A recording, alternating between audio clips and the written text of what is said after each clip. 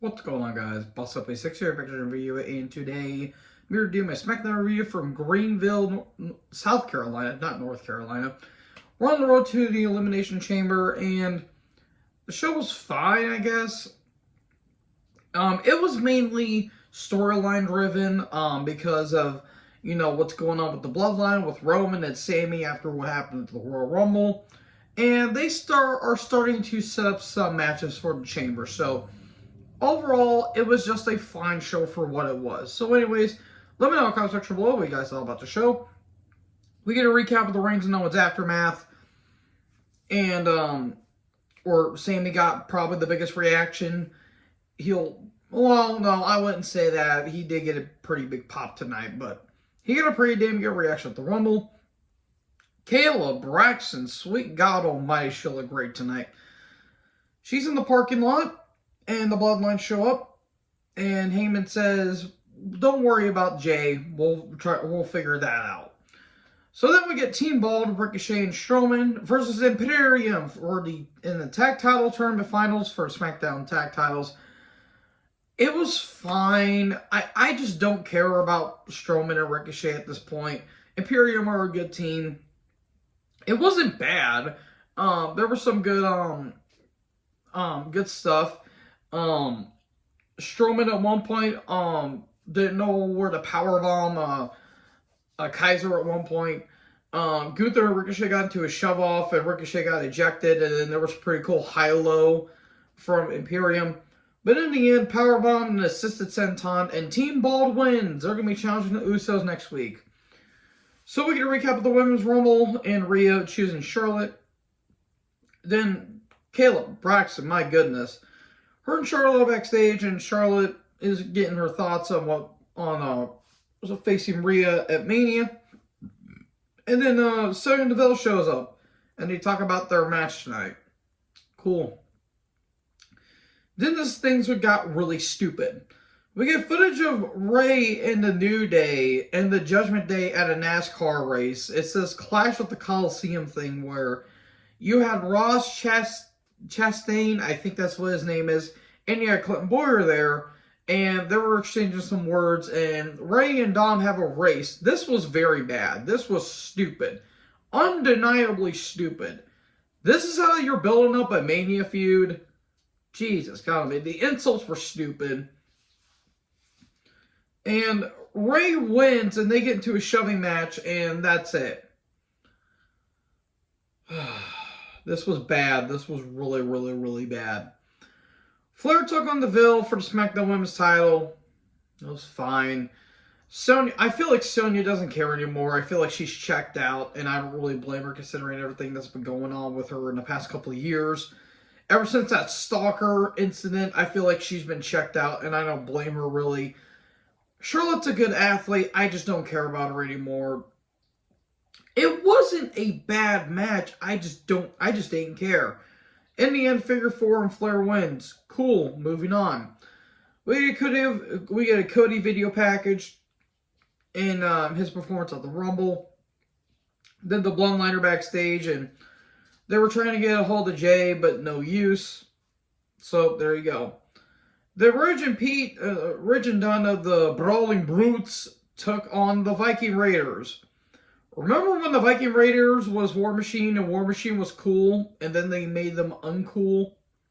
Yeah, I remember that too. I would gladly take the Las Vegas Raiders over the Viking Raiders, because as bad as the Las Vegas Raiders are in terms of defensively, at least A, they won a Super Bowl, and B, they were Super Bowl worthy contenders for a few years, and then they just weren't that good afterwards.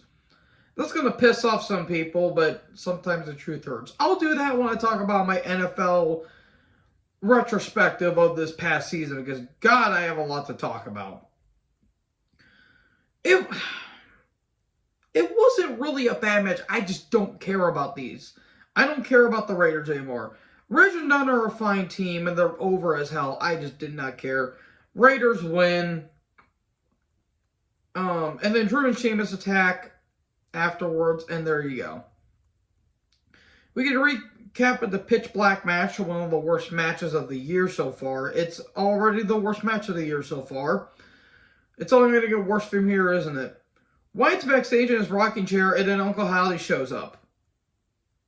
I don't know what this is. I don't know who this is for, and whoever is doing this should feel bad for doing it. This is not wrestling. This is Blumhouse nonsense. So we get a Fatal 4-Way qualifying match for the Chamber, which is Natty, Selena Vega, Shotzi, and Shayna Baszler. It was fine at times. It was kind of it wasn't a bad match. It was just kind of a their match, in all honesty. Natty got a big reaction. I love Natty. I really do love Natty. Zelina had to climb, looked like a stepladder to get to the middle rope. There was some pretty cool spots on the outside. In the end, Natty puts a sharpshooter on Vega, and there you go. Natty wins, so she's going to be in the Chamber. So there's only one more Fatal 4-Way between Mia Yim, Candice LeRae, Pepper Niven, and Carmella.